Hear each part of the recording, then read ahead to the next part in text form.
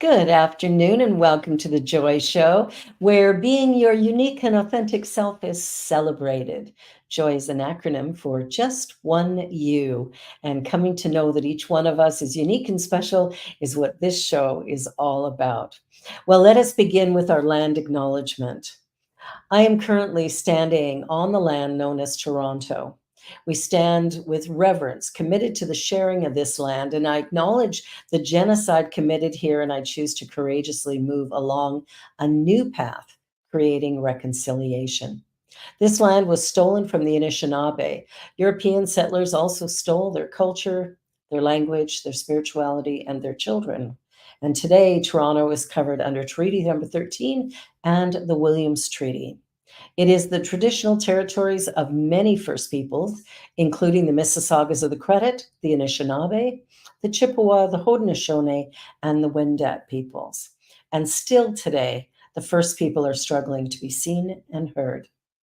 Colonization has created a system of destruction to our First People and to the people forcibly brought here through the transatlantic slave trade and slavery. Toronto was built on stolen land, which with stolen labor of Black, Indigenous, and racialized people. But in our desire for reconciliation, we honor the dish with one spoon, wampum treaty, and agree to peaceably share and care for this land and her people.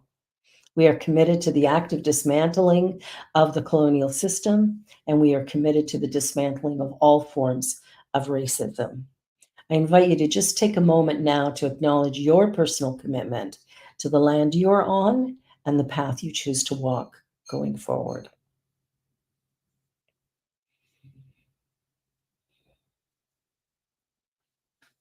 Thank you. Miigwech. Well, I am delighted to have Paul Ottmann as my esteemed guest today. Paul is a seasoned business professional, retired director of public and private companies, widely acclaimed for his exceptional influence as a strategic thinker, visionary leader, and his authentic approach to leadership. In addition to his extensive management background, Paul has also worked as a professional medium and spiritual healer. Ooh, this is cool. He holds a master teacher degree in Reiki, and today he combines his spiritual nature, authentic leadership style, and business acumen to provide spirit based coaching and mentoring to senior executives who genuinely seek to make a positive impact in their environments. As an openly gay leader, Paul brings forth a unique perspective that further enriches the diversity of experiences he shares. Welcome, Paul. I am Um, so glad you're here. well, it's a pleasure to be here with you this afternoon. Thank you for including me and inviting me. I'm so glad. Now we have so much to unpack here because you have like a background. You've been around for a I, while doing cool I, things. I've traveled a few miles and have a few war wounds for sure. Well, just before we went live, we were talking about the effect of COVID. And Hmm. you had said something that really spoke to me, and that was your experience at the park behind your house.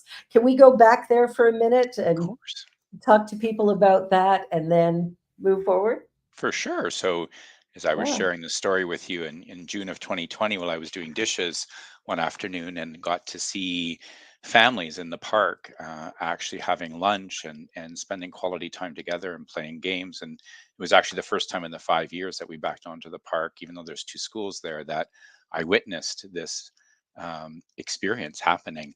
And I remember my second thought after what I saw was joy was, I wonder how long this will last when the pandemic is over. Will people return to their normal way of living, or will they actually see the gift of quality time together and what that means to actually, continue that ritual of coming to the park and using the space to spend family time together. So unfortunately, although the park is well used by different sports teams and the schools are there, the behavior of families coming together, like we saw during COVID, to use the space, it does not happen. So, It's interesting. I was speaking to someone yesterday about Family Day. and they talk about the different holidays that happen, and that they don't really care about most of them. They don't care about Valentine's Day or even, Thanksgiving. What matters to them is Canada Day and Family Day. And on Family Day, they always do something as a family. They never plan anything else. And I thought that is awesome. Hmm. Come together, we change the story quite a lot, and our families need to come together. Yes. Yep. That relationship and that bond or that communion is incredibly important. And it's interesting. I recently watched a show on Netflix called Live to 100. Have you heard of this one, Barbara? Oh, I haven't. So, one second, I'm just going to turn the light on behind me. Yeah, So it's based on the concept of the blue zone. So it is okay. based in research, and it's an individual that has gone around the world and has dug into why there's these pockets of people that live to be 100 or greater, and they began to break it down to look at the different elements as to what is that's happening. And you would think the normal things, obviously exercise, food. These people are mainly living off of their own gardens. The one that caught me off guard was friendships and communion, and Mm, togetherness. And a lot of these people have solid friendships and traditions that they are together on a regular basis, whether it's within a religious sort of environment or not. And you think about what's happening in the world today, or what you see happening. One of the other things we're talking about is moving to hybrid in terms of even delivering service. yeah, Is I think we're losing that we important are. component of just being present with one another. And I noticed it even in my work days before I finished in this hybrid world. 90% of communication is nonverbal. And when you're looking at each other on a computer screen, I think we're truly losing a great component of what is uh, to rejoice in just being human. Because our words can't clearly reflect what we're feeling or experiencing for sure. No, Wow, and there's that's interesting. I'll have to check out that show. Yeah, and there's a lot of companies that you would think wouldn't necessarily revert back to in-person work, but Microsoft and Google, you do some of the research and some of the articles that are coming out, and these larger companies that are technology-based in many regards are going back to in-person work schedules. And they're realizing that, in a working environment, that sort of creativity and open thinking and challenging each other comes from being in person and growing. Wow. Well, I love that idea, and I'm in I've got my my little radar out trying to find the right and perfect spot so we can get back to doing that. I think Hmm. there's so much to be said about that. Now, let's just talk a little bit about your background because you've done a little bit of everything. And you had a moment where there was a switch where you were like Hmm. strictly corporate, and then you had this epiphany, I'll call it. Can you Yeah, talk about yeah, of that? course, of course. So, um, it would have been the late '90s, early 2000s. If I think back to that period of time, and we did have a quick chat about it before, I would have said, for the most part, extremely successful. At least the world would have said that. Big Yeah. house, nice cars, great job. All of those components were there. But I just remember a lot of my friends were dying in the late '90s, early 2000s. So every time I turned around, I was going to Oh, two yeah. and three funerals a week. And my dear friend at that time was one of the only HIV primary care physicians in the town I lived in Ontario. So, he was pretty devastated by what was happening, and so we were doing lots of different things together. Anyways, I ended up in the midst of a major depression, and it was really around, you know, the fact I led a dual life, right? I had this corporate life. I was this corporate person. And then, of course, I was gay. I wasn't necessarily out. I never brought the two of them together. So, you live in this world of a gap, as I call it, Yeah. the real you versus the you show the world. And it becomes incredibly exhausting. And I just remember coming home from work one day as my 10-year relationship was dissolving. My father had just passed away, and the echo in my head when the door closed was, "This is not happiness." That's all I heard. "This is not happiness." And I Yeah. began to unpack what that meant, because I thought, I can't, you can't live like this. This is just Yeah. not sustainable, and it wasn't healthy. And I was in the midst of a major, deep depression that just had taken me offside, and I just couldn't put thoughts together, or what I needed to do with my life. And so I went to meditation. I decided to go back to a yoga practice, Yeah. and to go to a meditation class. And the woman leading the meditation class, Valerie Pickles, is now owns a spiritual bed and breakfast in the Yucatan in Mexico. And she introduced me to the spiritualist church, the faith of that. She introduced me to Reiki, and to many different things. And my life began to, slowly turn around, and the darkness began to shed.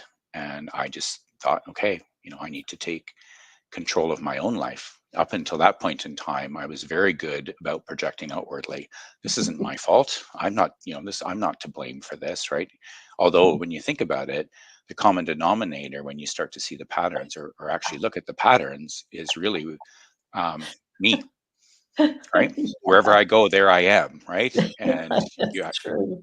eventually, at some point in your life, or in my life, I decided to take inventory and stock, and realize that, wait a minute, I'm the common denominator, and wherever I go, there I am. So I guess I better figure out the gap, and what is the real me, and what I'm showing to the world, and what the impact is. And so I began that process and began to unpack it. And we grew up. I grew up in a very hardworking middle class family. My parents had a farm. They both worked in town. My mom, for my mother, Christianity, or being Catholic, was extremely important, and she wanted us to Mhm. be raised in that sort of framework. And I grew to appreciate religion older as I got older. When I grew up, though, that was a fear-based concept to me, and that Yeah, didn't go over well, because I struggled on multiple levels being of different, right? course. You know, Yeah. and my parents didn't maybe understand either how to figure out what was going on for me. I wanted really nothing to do with the farm. I wanted an education. I wanted everything different than what my parents might have been acclimatized to. And growing up Yeah. in a fear-based religion, I learned very quickly to not say anything, because I had knowledge, or I saw things, or I was told things as a child, just like we all, young kids are, right? They're Mhm. very connected still. But I was Yeah. doing my sacraments of religion, and I would come home Saturdays after, questioning the nuns and the priests on basic concepts of, I asked the question, if Adam and Eve, if God created Adam and Eve, how did Adam and Eve populate the world? Because I knew at the age of 5, their kids couldn't have kids, they'd be deformed. That's what I asked the nuns and the priest. So that got me into trouble at that point in time. Oh, you rebel, you. Well, it gets better, because I would have been, what, 7, and I was eating my lunch at my grandparents' house. They had a large picture of the Last Supper above the table, and I was waiting for my mom to pick me up after she was done work. And I said to my grandmother, "Well, the person to the left of Christ is a woman. That's Christ's wife. They had kids." Well, that caused a massive fury. This kid's possessed, and that's actually where they went. Was I was possessed. But Oh my from God. that experience, I learned to not say anything anymore, because I would Yeah. see things that I should never have seen, or I knew things, and I would say them to my parents, because I assumed everybody was, had this imaginary, spiritual, whatever you want to call it, happenings in their lives. Anyways, I learned not to say anything. Although I did chuckle, because my grandmother was still alive when Da Vinci Code came out. And the whole premise is that's Mary Magdalene's wife. So I kind of chuckled at that. Anyways, long story That's short, hilarious. so I just began taking, I'd say, responsibility, accountability for my own Yeah. life, and stop projecting outwardly, blaming other people or other situations, and realizing that I needed to take a deep look at my own self, and go Yeah. inward, and begin to determine. I like the phrase, and this is one that always catches me off guard and actually annoys me, because you meet new people, and we are human, and we typically will put people up on pedestals, or we try to figure out where we fit in the org structure with one another, It's as I true. was to It's say. true. And it always annoyed me, because the second question out of anyone's mouth is, what do you do for a living? And if that Yes. comes out of their mouth, I'm done. I'm out. Because ask me anything else, but don't ask me what I do for a living. Ask Yeah. me who I am, right? And typically Yeah. people will still use labels. I'm white, I'm male, I'm this, I'm that. But at the end of the Yeah. day, those are just they're all labels. They're all And I just fake stuff that we've yeah, slapped on to our divinity to hide who we really are. yeah. And so now, I'll just say, well, I'm me. And they'll like, what do you mean by, well, I'm me. I'm just me. I'm I just am who me. I am, and that's it. Right? I'm not I my love car, that. I'm not my house, I'm not my job. And even in Yeah, the days when I had a beautiful house, people would always comment and say, oh, I want to come and see your house. I hear it's better homes and gardens. And I would hand them the keys, and they're like, well, what do you mean? I said, but if you want to go see the house, there you go, here's the key, help yourself, here's the code for the security system. But if you'd like to come and see me, then come and we'll have coffee together. exactly. Yeah, it's interesting how we attach ourselves to the job we do, to our partners. It's my spouse, my husband, my wife, my car, my right. Like we've attached ourselves to all of this stuff. I was thinking about that the other day. I was thinking even when I introduced my husband, it's like, why do I say, oh, this is my husband? Why am I not saying, oh, and this is Pierre? Like, why, Hmm. why am I making him my possession? And it's funny how we do stuff like that. And it's interesting when you begin to think about your overall, I call it my level of consciousness or my awareness, my mindfulness maybe is the right word, right? Because it's Mindfulness, yeah. my mindfulness is my filters, my approach to the world, the way in which I choose to perceive a situation or what's happening, versus in my definition of consciousness is the greater world, the greater Yeah. consciousness. And it's interesting you brought that up, because I had somebody actually introduce themselves as well, I'm Frank's wife. And I thought to myself, again, what do you say in that moment in time? Because you have to meet somebody where they're at. And I You thought, oh, that's do. interesting. So you show up in the Mhm. world as Frank's wife. And so then I ask Yeah, the question, so, and I make light of it. Well, so who is Frank's wife? Tell me about yeah, Frank's wife. Like, I'm sure you have a name, right? yeah. That kind of, Who are you? and it's It's just, again, yeah. it's the use of language or the Mhm. use of words can really tell you a lot about a person, a situation, what's Yeah. happening around them, and where they're at. And it's interesting right now with all the change that's going on, especially around, non-binary, trans, the idea of who I am, and the resistance that, y- a lot of people have to this new languaging that's happening. And Hmm. I'm fascinated by it because for me, how you choose to live your life is up to you, and why would I worry about it? If your I life works for you and my life works for me, let's just meet and, chat about what we do and how much we love it and see where the connections actually are rather than going, "Oh, I don't know why you do that. That's ridiculous." It's so and I'm not up to speed on politics across Canada at the moment, but I'll use Saskatchewan in this moment in time, where the government actually has stepped in and basically put an order in place around the use of pronouns, and in certain ages being able to change and or use pronouns in the school system. And okay, I think, well, that's interesting. So why is that? Why is society um, having a difficult time with it right now, especially in the school system? What's really truly transpiring behind it, that people are again upset? And may not be a good conversation to have here, but the same in the U.S. is happening with abortion, and reverting the laws yeah, around abortion. And I try my best in every situation to not pass judgment, but to ask curious questions. It was one of my go-tos in my role as a leader running large departments. It's even now, I try not to judge, but I think to myself, what is the root cause in this moment in time that would cause society to want to backtrack on rules of engagement or laws that have been in place for many, many decades. And then I think to myself, what church, state, and or person has the right to tell another person, in this case a female, what she can and cannot do with her body?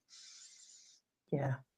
Anyways, that's probably down the wrong rabbit hole today, but Well, I kind of like rabbit holes, so it's all good. I look at what's happening, and I think back to Margaret Atwood's book, The mm, Handmaid's Tale. correct. Yeah.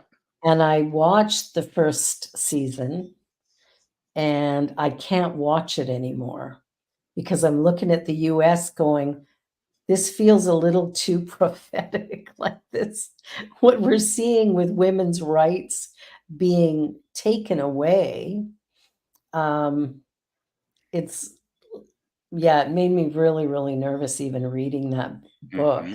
Uh, and I know my daughter read it in school as well. And I mean, it's masterful, it's beautiful, but the message is so um, heartbreaking.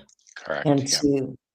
to all of see some of the things that are happening around human rights in the United States. We talk about third world countries that don't have, certain rights, but we're talking right here in North America, where you would think human life meant something. And then you've got pro-lifers who are going out and killing abortion doctors or nurses working in the field or even people who show up at a clinic. So how do you justify killing somebody on one side and not on the other? And the fact that women who have problem pregnancies Hmm. could kill them. They're not allowing them to have an abortion either. No, no, no. Or if So, there's actually, I believe, a case at the moment in time before the court in the US where it's a fairly young female who was raped and she's pregnant, and her parents are saying, no, you'll carry the child to term.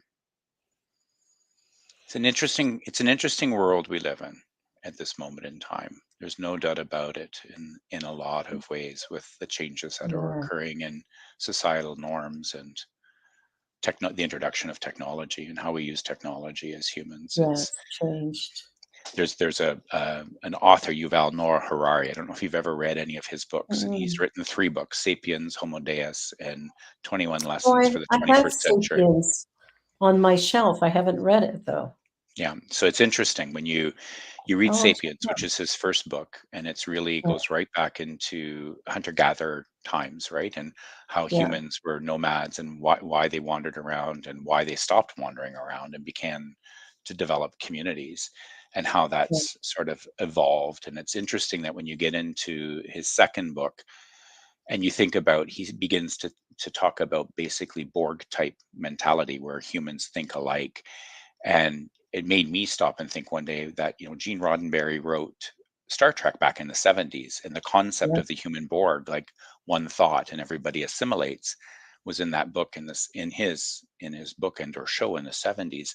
And look at yeah. where we are now. So then when you read the 21 lessons for the 21st century, you kind of shudder to think about, what the realities are when he says your next boss will be a computer program or a computer that will read your every thought. You won't even be able to have any level of privacy. It'll be able to read your emotions and your thoughts. And you think, is that really where we're headed as a society? Well, and what's interesting to me is that with everything that's going on right now, like all of the stuff, like I remember being raised in a household where what happens in the house stays in the house. Hmm. You never air your dirty laundry. Correct. Well, right now, everybody's airing their dirty laundry. It's like it's like the dirt has come to the surface and we can't hide from it anymore. We're No, seeing the genocide of the indigenous people here in Canada and in the US. We're looking at racism in a new way. We're expanding how we talk to each other and what we do, and trying to figure out ways to be more respectful. But I think everything has come to the surface and it can't be ignored.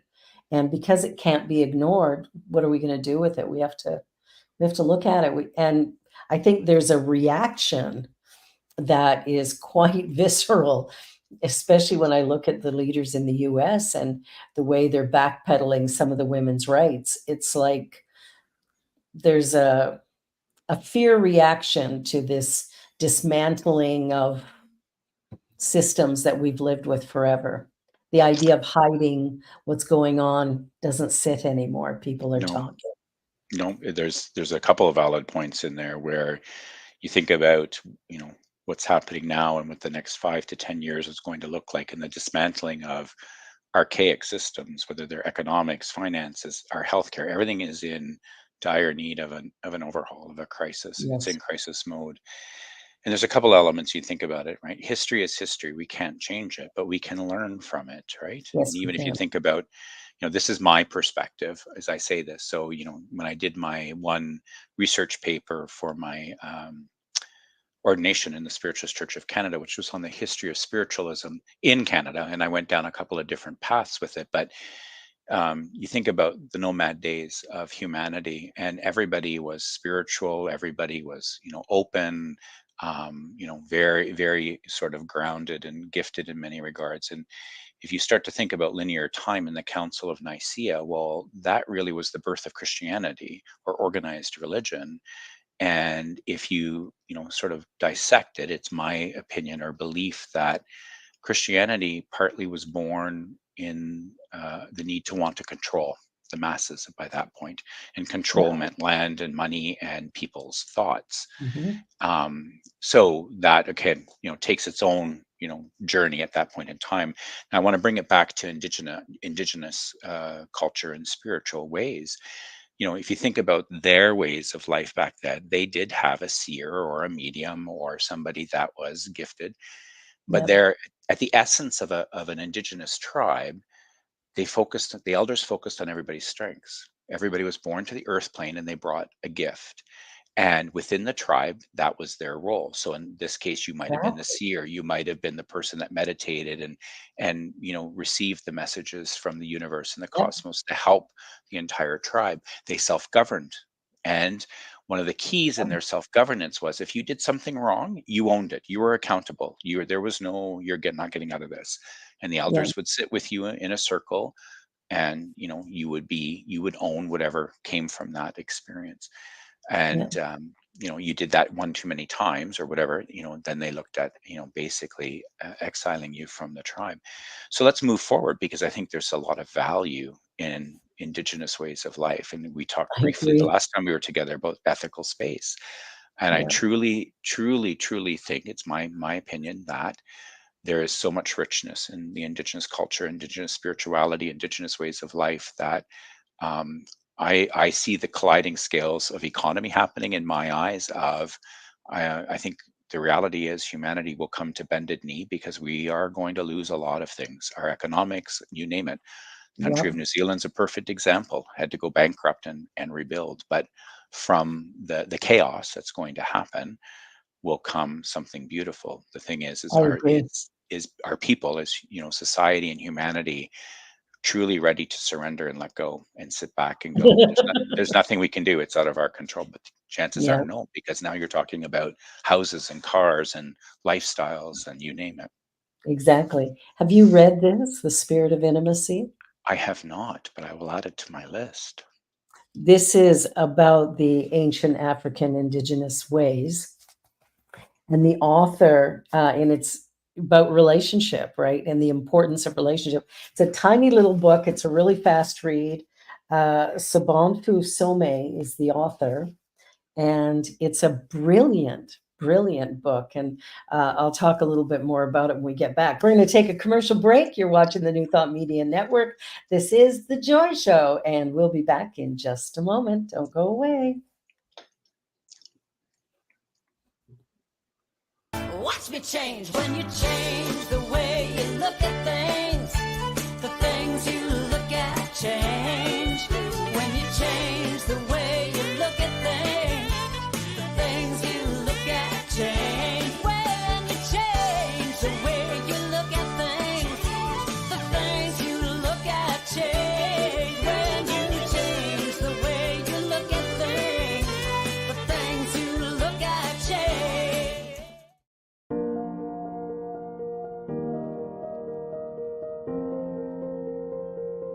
was a treat.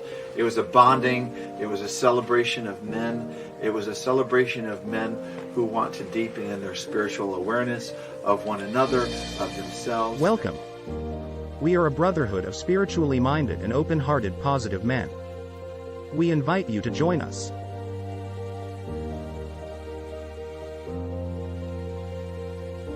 And I came in knowing one person, I left knowing all of the group. And I feel like I came in knowing meeting strangers, but knowing and leaving brothers.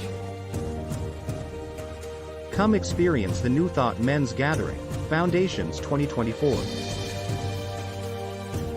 Friday, March 15th through Sunday, March 17th.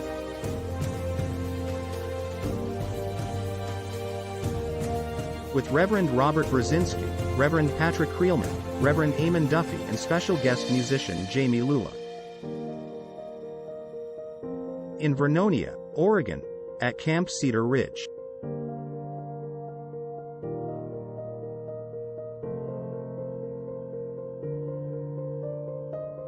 Learn more and register at www.newthoughtmens.community.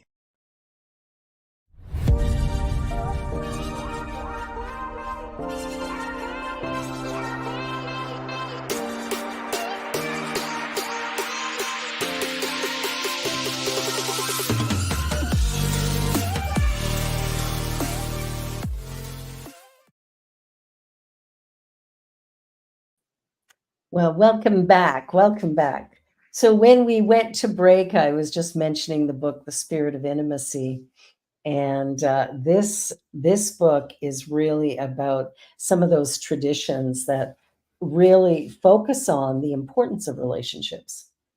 And one of the things I love the most is she goes back to her home in Africa, and she's trying to convince her mom to come and live with her. And she goes, "Oh, my husband and I, we have this great big house." And her mom is like, "For just the two of you?" And she said, "I couldn't go there. I couldn't live like that." You know, she's used to having a community. She's used to having all these people around her, and to go and live with just two, like, how do you survive that way? And it's interesting because in North America, that's what we do. We can't wait to get away from our family and stuff and live on our own. And yet in indigenous cultures, that would be a horrible thing to do. Correct. There'd be multiple generations that live together Yeah. in And that there's state. benefit to that. There is, actually. There really is. It takes a village to raise a child. It does. Yeah. And It those does. of us of an age actually have a lot more patience than the young ones who have the ability. Now, isn't that an interesting concept? The age, right? With age, I remember my mother would say, comes wisdom. And Yeah. when you stop to reflect on your journey to where you are today, I Yeah. often think to myself, now wouldn't it be nice if I had some of this wisdom back then, right? And or listen to the words of advice from, in this case, the Exactly. elders or my mother in those moments in time. Well, that's the thing is we haven't paid much attention to some of it because we're, rebellious teenagers or young 20 somethings going, "Oh, I'm going to go out and do my thing." And, away we go trying to earn money, thinking that's going to bring us satisfaction and peace of mind. And all it does is create conflict. So it's interesting. So you think about, what is the greatest teacher in your life or the greatest mentor in your life? And after losing a few very close friends many, many, many years ago, I continued on to volunteer in the cancer hospice and the end of life care Oh, facilities, mhm. just because I was, humbled and very impressed by what had transpired. Yeah. And I remember going through the training, and then when I was done my training, I panicked. And I thought to myself, well, I'm now going to go into the cancer hospice or the end of life care facilities, but I don't know these people. I don't have an existing relationship with them. I'm walking into the bedrooms of, or to the rooms of perfect strangers and trying to build a rapport and a connection with them. And I did. I had, spent a number, about 7 years afterwards, doing night sits with different people so their families could, have some rest, or in community getting groceries or taking them for their appointments. And I just remember every time I left, and I'm in my 30s, and thinking to myself, but for the grace of God go I, in that sense. And just being able to be in the presence of people, and what I refer to it then as sacred space, because they're letting me into their space in their final hours or their final days. But the rawness and the realness of their feelings and their emotions, and the conversations that I was Oh, beautiful. privileged to as a perfect stranger, right? Yeah, Because for them, I didn't have any attachment to a relationship or to an outcome, or yeah. to, what they were feeling. I could just listen. I could hold their hand. I could, say to them from my perspective, questions I would get asked is, what is it like to die? Or what do you think it's going to be like on the other side, when they're in the midst of having a lot of fear about, maybe some of the decisions they made in their life, and feeling they're going to be judged.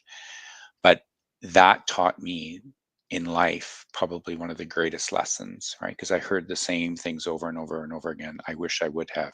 I wish I would have not. I wish I would have this or that.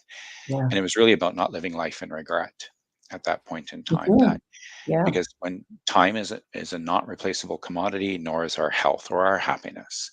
So, exactly. and if you're not happy, then you need to do something about it. You have the control, or you have the power, or be empowered to ensure that, as long as your intentions are pure, is to go and find happiness in this world. And And I it learned that. exists. Yep. Yeah, And happiness does not come in material form. Yes, nope.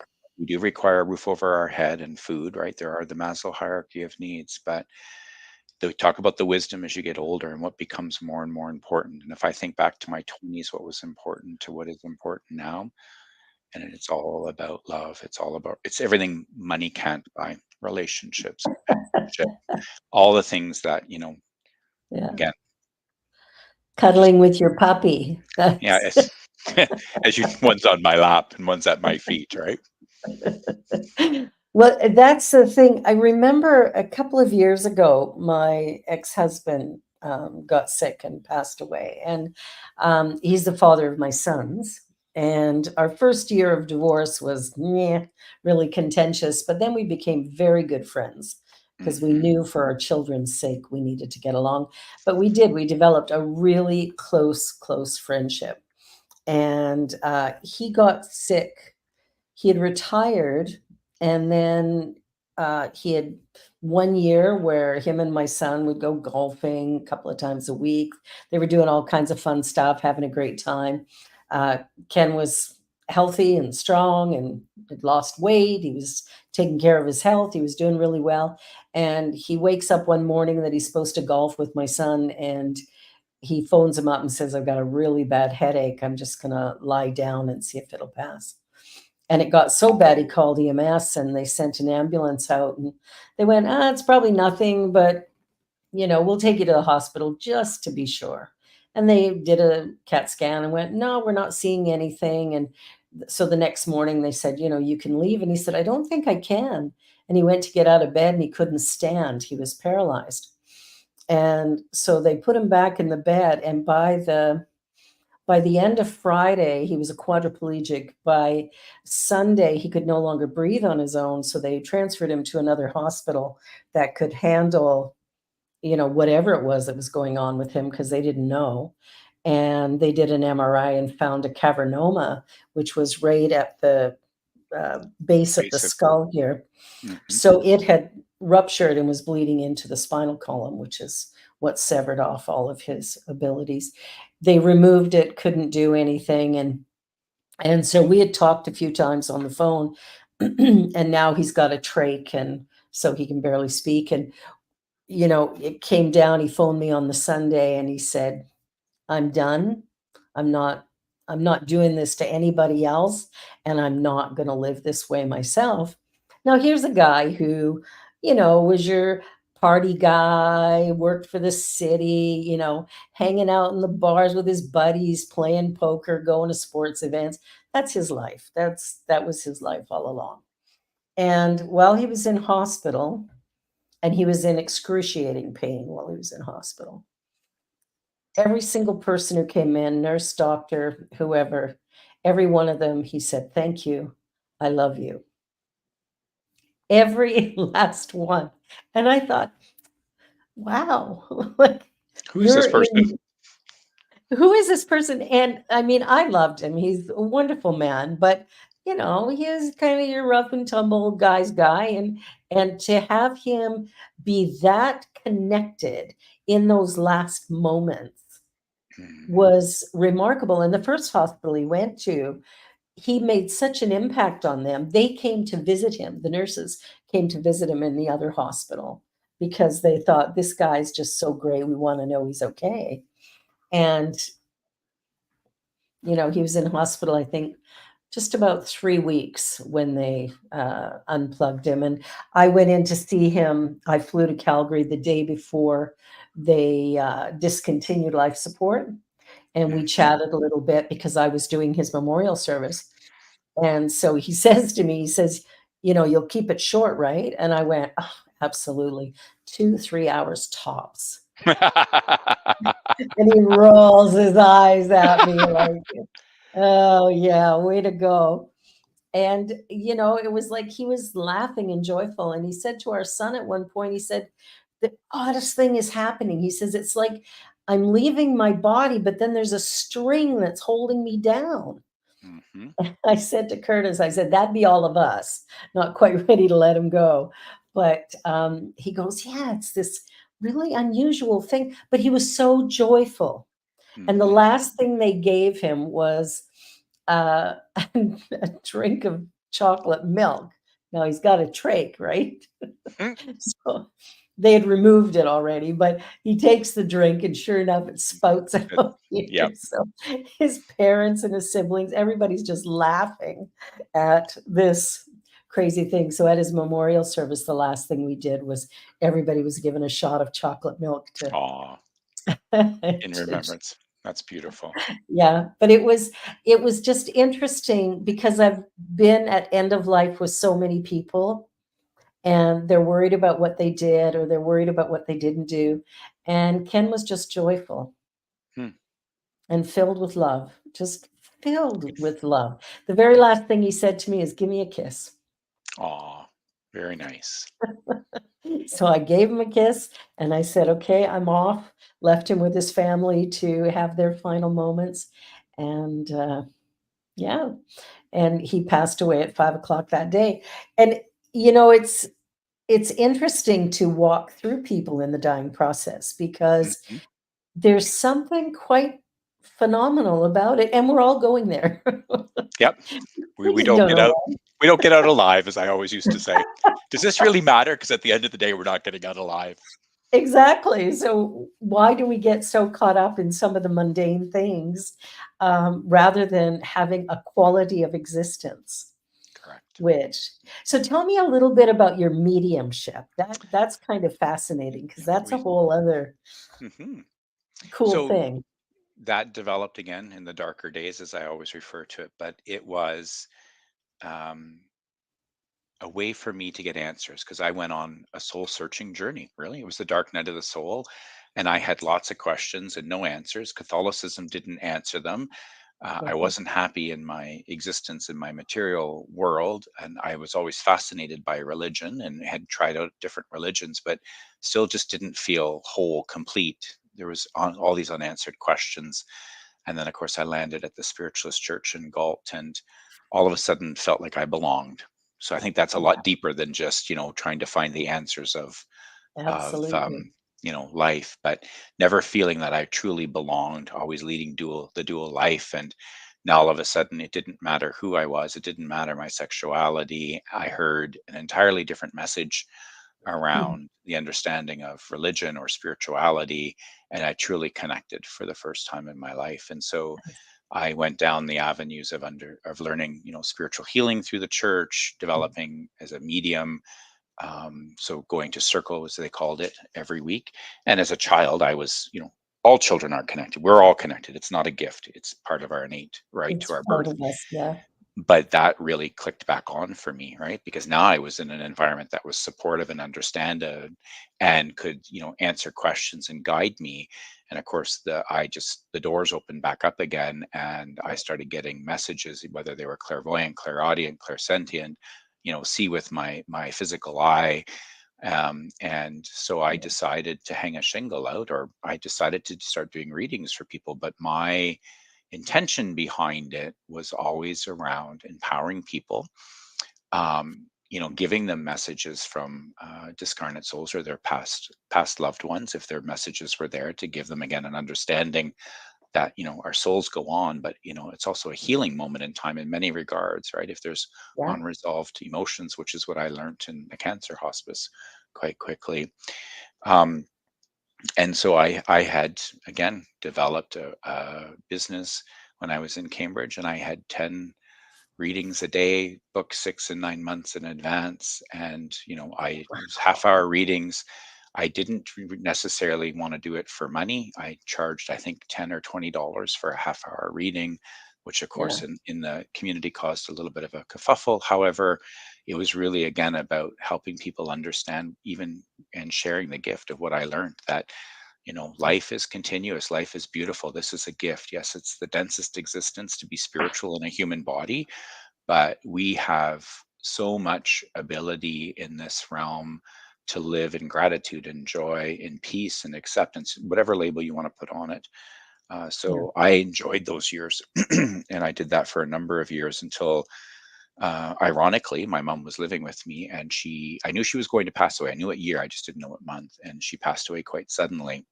And it actually caught me incredibly off guard, even though I knew it was coming. It just Wow. was a massive blow for me again. And I needed a break. I needed a break on every level after she was gone. And Yeah. so I packed in doing that for a number of months. And then I got picked up by a headhunter, and then I moved west. So once I moved out here in 2011, I didn't really do a whole heck of a lot in terms of spiritual healings or mediumship. And unless people asked, you know I'm 3,000 kilometers away from my sort of my base of where I began. And it wasn't until now, that I've retired, that I've started back up, doing Yeah. mediumship type practices for people. But all of my working career, I always looked at my team as a mind, a body, and a soul. I learned that the hard way, right? I know, in my early days, I was driven by money and materialistic wealth and all of that stuff, and that changed because I realized, it's you don't take it with you. You came into this world with nothing, and you leave with nothing. What matters is the lessons that you have experienced, and it's all about experience while you're on the earth plane. So I took a very different tact. I did a 180 in the way I decided to show up every day, and how I would choose to lead, and the fact that I would embrace people where they were at, regardless of what was going on, is to truly understand, what's happening for them, and focus on their strengths and who they are as people, their gifts to the earth plane. It's a conversation I even had with my siblings when their kids were young, right? They're born, Alicia's born this way, and Melissa's this, Nicole is this, right? So let's set them up for success, right? Yeah, they've got to go through school. Yeah, they got to pass math and geography, but that's not who they are, and it's irrelevant. Exactly. Yeah. As their parents and as their supporters, let's position them for success. And I did the same in the work environment, unionized, non-unionized, and Doesn't the matter. end, yeah, the end result was my peer group and anybody that worked with me adored me and loved me as a boss because they never had that experience before. But Yeah. when you looked at the C-suite or anybody above me, they were miffed. They just absolutely didn't know how to connect with me, want to connect with me, understand me, but they saw the results. But They you're saw what never, you were doing, but couldn't yeah, figure it out. yeah, you're never going to break the glass ceiling and come and join us at the table. And I would have numerous conversations about the what and the how. The what is irrelevant. We can easily produce blue widgets today and red ones tomorrow, but it's a matter of how we want to do it. And you can make such an incredible difference in someone's life. You don't have to be a leader, but just think about this most simplest reaction to someone, that's a perfect stranger. It doesn't even Yeah. have to be somebody you know. So yesterday I happened to stop at the vet to get a bag of dog food, and I happened to be standing at the door where, this particular room is where they actually put pets down, and this gentleman came out at the time I happened to be standing there. So Mm, I'm not going to not acknowledge the fact that he is in a couldn't difficult let it moment in out. time. So I looked him in the eye and I put my hand on his back and patted him. And, I shared the story about the woman on the airplane a month ago, new to Canada, moving to Saskatchewan, two young children under the age of 2, sits down and bawls. I can't imagine what she's going through, but I Yeah, can be present with her in that moment in time. I can holding express space. just human qualities, right? So, I got to hold her 2-month-old for 3 hours while she just Yeah, decompressed, right? It's just, yeah, think about how you show up every day, and you have a choice. You can live in joy, you can live in peace, you can make the most of yeah. any situation, or you can be miserable. And I'm sorry, but I prefer to be happy now.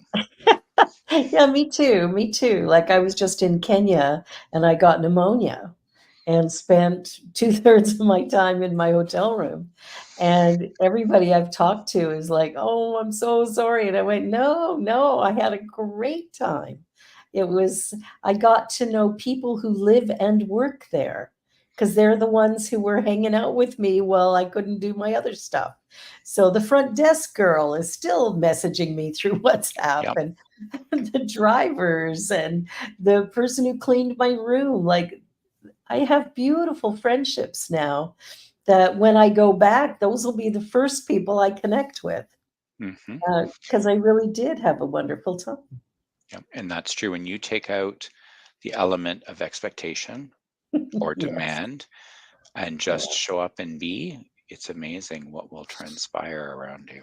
changes everything. And people would rather be around folks who are not griping and complaining all the time. That's what I've found. I would agree with that statement. If you have a few laughs, if you can take it easy, um, I think that's what makes all the difference. And what I loved about the lockdown time of COVID was that we saw wildlife flourish, plant life flourish, and the human condition, kind of take a pause, which we Mhm. needed to. My hope was that we were going to reflect and really learn from it. What's important? What's truly important? What's truly important. And that happened, I think, for a minute. And then there's been this get back to normal. Well, normal doesn't exist in the first place. So it's always fascinating to me when people want normal. And, I just think normal to me, that's mediocrity. We're striving for mediocrity rather than our individual greatness. And I think that whole idea of normal is one that needs to be taken off the table altogether. It Mm. doesn't exist. It's not a real thing. And well, define normal, right? Like you said, Define normal it. is different to everybody, right? Exactly. Yeah, depending on how People, you were raised, where you were raised, where you live. Yeah. people used to always say to me, the typical standard "Good morning, how are you?" And I'd say, "I'm fine. I'm happy to be here." And they'd look at me and go, "Really?" And they thought I was being sarcastic. I said, "No, I'm happy to be here." "Well, what do you mean by that?" I said, "Think about the alternative. What is the Ex alternative, right? Yeah. I'm Well, here." that's yeah, I'm alive. I'm on this side of the grass. That's something to celebrate, and what am I gonna do with it? Yep. The Am I old gonna statement, yeah, the old statement I used to use when people would complain is when they were done complaining, I'd say to them, "So what went right today? What's good today in this moment in time?" To reframe it. And they'd be like, "Well," I said, "No, no, no. What's good today?" What's good today? I And used to do a thing with my mom because I remember, she lived in Calgary, and so I surprised her one day by showing up. I what are live in you doing here? Toronto. Well, it was really funny because she was really excited to see me for a minute, and then she said, "When did you arrive?" Oops. "I arrived on Thursday, and this is Saturday morning." And, Oops. oops is right. So she was well, you couldn't even call me. You couldn't even call me when you get in. You don't tell me you're coming. I went, I wanted to surprise you. I thought that would be fun.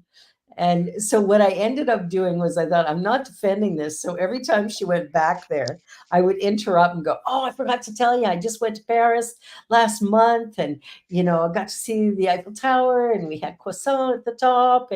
And so that would get her off that for a minute. And Yep. then she'd go back. And I'm like, I don't know how many times I interrupted, but I did a couple of times going, no, we have to have a different conversation here. Because I don't want to do this anymore. Yeah. That's a valid point, right? When you and I talked briefly Exactly. about living in pain, your pain cycle, and when you realize one Mhm. day, I don't want to live like this I don't anymore. want to live It's like this not worth it. anymore. I want to be happy. So exactly, happy's good. So we're down to our last couple of minutes.